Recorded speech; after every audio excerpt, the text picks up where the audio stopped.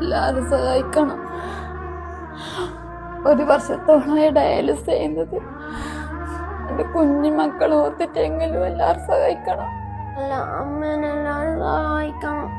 എൻ്റെ അമ്മക്ക് ആരുമില്ല, അമ്മ മാത്രമേ ഉള്ളൂ. എല്ലാവരും നമ്മളെ സഹായിക്കണം. ആഴ്ചയിൽ 3 ഡയാലിസിസ് ഉള്ളത്. ഹോസ്പിറ്റൽ കാണിച്ചതും പറഞ്ഞേ വേഗം കിഡ്നി മാറ്റി വെക്കാനാ പറയുന്നത്. എല്ലാവരും സഹായിക്കണം. കുഞ്ഞു മക്കളെ ഓർത്തിട്ടെങ്കിലും സഹായിക്കണം. കുഞ്ഞു മക്കളെ കണ്ടിട്ട് കൊത്തിറിഞ്ഞിട്ടില്ല. എല്ലാവരും സഹായിക്കണം. അസ്സലാമു അലൈക്കും വറഹ്മത്തുള്ളാഹി വബറകാതുഹു.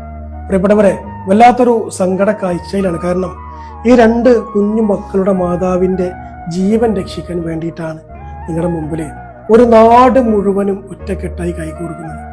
നിങ്ങൾ നോക്കണം, ഈ 2 പിഞ്ചു മക്കളാണ് ഈ സഹോദരിക്കുള്ളത്.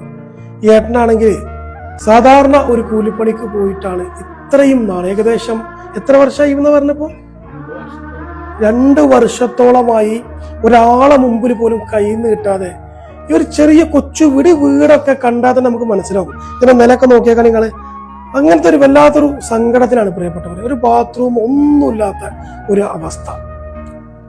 അങ്ങനെയുള്ള ഒരു അവസ്ഥയിൽ ഇതുവരെ ഈ പൊന്നു മക്കളെയൊക്കെ ചേർത്ത് പിടിച്ചുകൊണ്ട് ഈ സഹോദരിയെ ഒരാളെ മുമ്പിലും കാണിക്കരുത് എന്ന് വിചാരിച്ചിട്ട് ഇതുവരെ മുന്നോട്ട് കൊണ്ടുപോയി.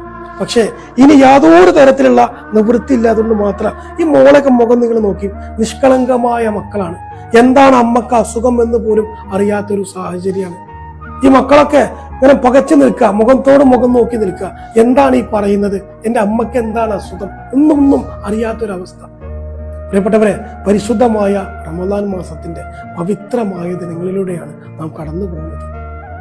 ഏതൊരു വിശ്വാസിയെയും ഈ ഒരു സമയത്ത് നാം സഹായിക്കേണ്ടവർ.